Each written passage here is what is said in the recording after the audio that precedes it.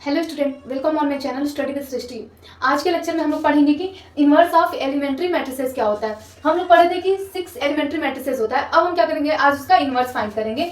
तो देखिए ये क्या है कि पहला क्या है, आर ई आई जे का जब हम इनवर्स फाइंड करेंगे तो सेम ये आर ई आई जे ही मिल जाएगा, ठीक।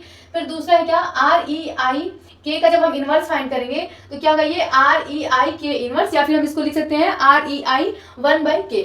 फिर थर्ड क्या है, आर ई आई जे के का इनवर्स जब निकालेंगे तो आर ई आई जे माइनस के मिलेगा, ठीक है। ये हमारा क्या है कि रो एलिमेंट्री है। और ये कॉलम का जब हम बनाएंगे तो क्या होगा, सी ई आई जे का जब हम इनवर्स निकालेंगे तो एज इट इज सी ई आई जे मिल जाएगा, ठीक।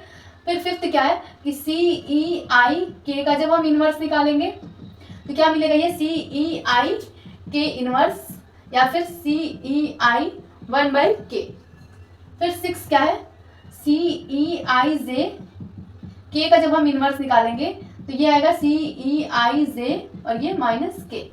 ये हमारा 6 एलिमेंट्री मैट्रिक्स का इनवर्स आ गया, ठीक। अगला क्वेश्चन क्या दिया है कि express A = 1 2 1 2 5 2 -1 -2 1 as the product of elementary matrices. कोई मैट्रिक्स दिया 3x3 ऑर्डर का, इसको हमको दिखाना है कि प्रोडक्ट ऑफ एलिमेंट्री मैट्रिसेस। अब सबसे पहले क्या करेंगे हम कि इस मैट्रिक्स को हम आइडेंटिटी मैट्रिक्स बनाएंगे। तो चलिए कोई ऑपरेशन लगाते हैं इसमें। तो R2 की जगह हम लिख सकते हैं R2 - 2R1 और R3 की जगह लिखेंगे R3 की जगह लिखेंगे R3 - R1। अब चलिए अप्लाई करिए।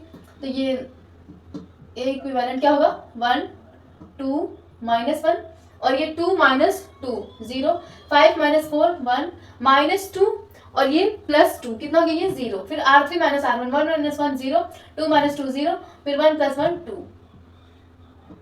ठीक, अब फिर हम ऑपरेशन अप्लाई करेंगे। तो क्या करेंगे हम कि ये C2 की जगह लिखेंगे C2 - 2C1 और C3 की जगह लिखेंगे कि C3 + C1, ठीक। तो क्या करेंगे हम, A इज इक्विवेलेंट टू 1 0 0, फिर 2 - 2 0, 1 - 0 1 0, फिर -1 + 1 0, फिर 0 + 0 0, 2 0 2। अब देखिए हमको आइडेंटिटी मैट्रिक्स बनाना, हमको यहाँ पे 1 करना है। तो हम फिर ऑपरेशन लगाएंगे, R3 की जगह लिखेंगे 1/2 R3। तो A इज इक्विवेलेंट टू 1 0 0 0 1 0 0 0, 2 से 2 में डिवाइड करेंगे तो ये 1 हो जाएगा। अब देखिए ये हमारा आइडेंटिटी मैट्रिक्स बन गया। अब देखिए हम जितना भी ऑपरेशन यहाँ पर अप्लाई किया है इसको हम एलिमेंट्री मैट्रिक्स में कैसे लिख सकते हैं। हम ये पहले को R2 tense to R2 - 2R1 को क्या लिखेंगे, RE2 1 और ये -2। मतलब हम क्या किए हैं कि हम R2 को सेकेंड रो को हम कैसे लिखे हैं कि फर्स्ट रो में 2 से हम क्या किए हैं कि फर्स्ट रो में -2 से मल्टीप्लाई करके और सेकेंड रो को ऐड कर दिए हैं। तो ये हो गया। फिर ये R3 tense to R3 - R1 है, ठीक है, ये रो ऑपरेशन है। तो क्या करेंगे हम कि ये RE3 1 और ये -1 क्या किया कि हम थर्ड रो की जगह पर हम क्या लिखे हैं कि फर्स्ट रो में -1 से मल्टीप्लाई करके और थर्ड रो को ऐड कर दिए हैं। फिर इसके बाद से रो ऑपरेशन यहाँ अप्लाई किए हैं। तो हम क्या किए हैं कि RE3 1/2, थर्ड रो में 1/2 से मल्टीप्लाई कर दिए हैं। उसके बाद से फिर ये कॉलम वाला देखिए, कॉलम वाले को हम क्या लिख सकते हैं कि कॉलम वाले को हम क्या लिखेंगे कि CE और ये 2 1 -2।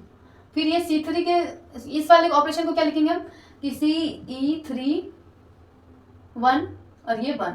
हम मतलब कॉलम 3 की जगह पर क्या लिखे हैं कि कॉलम 1 और कॉलम 3 को ऐड कर दिया 1 से मल्टीप्लाई करके, ठीक। देखिए हम फिर कैसे इस मैट्रिक्स को रिड्यूस कर सकते हैं। तो क्या करेंगे हम कि रो एलिमेंट्री ऑपरेशन को प्री मल्टीप्लाई और कॉलम एलिमेंट्री ऑपरेशन को पोस्ट मल्टीप्लाई करेंगे इस मैट्रिक्स में। तो देखिए ये क्या होगा, ये RE21 -2, RE31 -1, RE3 1/2, फिर ये I, फिर CE21 -2, CE31 1। देखिए फिर हमको कैसे आइडेंटिटी मैट्रिक्स मिलेगा, अगर हम जो ये रो ऑपरेशन है इसको हम प्री मल्टीप्लाई करें A में और कॉलम ऑपरेशन को पोस्ट मल्टीप्लाई करें A में तो आइडेंटिटी मैट्रिक्स मिलेगा। तो ये क्या होगा, ये RE21 -2, RE31 -1, RE3 1/2 A, फिर ये CE21 -2, CE31 1 equal to identity. इसको हम इक्वेशन फर्स्ट मान लें।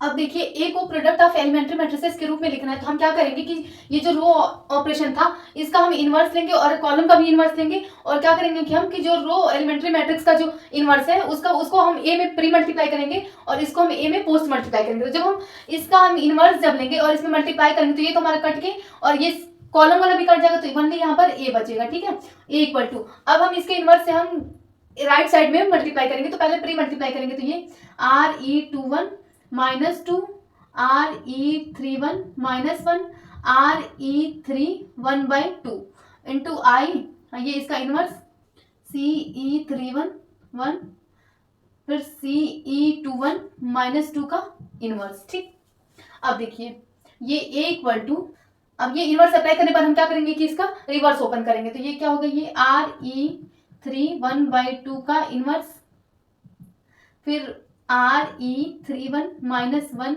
का इनवर्स, फिर RE21 माइनस 2 का इनवर्स इंटू आई, फिर ये हो गया CE21 माइनस 2 का इनवर्स, फिर CE31 1 का इनवर्स। देखिए क्या हो गया, A equal to RE32 RE31 1 RE21 2 into I, फिर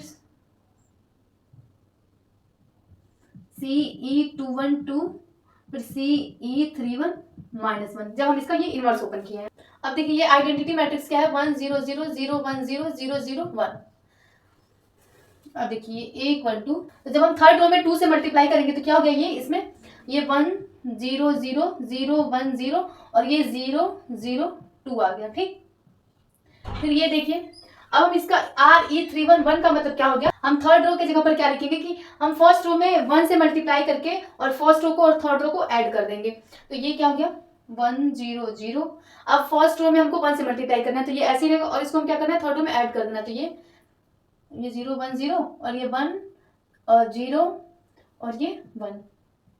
अब तीसरा क्या है कि RE21 इंटू 2, मतलब हमको सेकंड रो की जगह पर क्या लिखना है, फर्स्ट रो में 2 से मल्टीप्लाई करके और सेकंड रो को ऐड करने के बाद से ये आ गया। ठीक, फिर अब कॉलम का देखिए कि क्या लिखा, अब देखिए हम लोगों ने ये आइडेंटिटी में इतना मल्टीप्लाई कर लिया प्री, अब पोस्ट मल्टीप्लाई करेंगे जब आइडेंटिटी में, तो CE21 इंटू 2 का मतलब क्या हुआ कि हम सेकंड कॉलम की जगह क्या लिखेंगे कि फर्स्ट कॉलम में 2 से मल्टीप्लाई करके और सेकंड कॉलम को ऐड करने के बाद से ये आ गया। ठीक, फिर CE31 माइनस 1, मतलब कि कॉलम 3 की जगह हमको क्या लिखना है कि कॉलम 1 में माइनस 1 से मल्टीप्लाई करके और कॉलम 3 और कॉलम 1 को लिख देना है। ठीक, क्या करना है इसमें कि कॉलम थर्ड की जगह हमको क्या लिखना है कि कॉलम फर्स्ट में -1 से मल्टीप्लाई करके और कॉलम फर्स्ट और कॉलम थर्ड को ऐड कर देना है।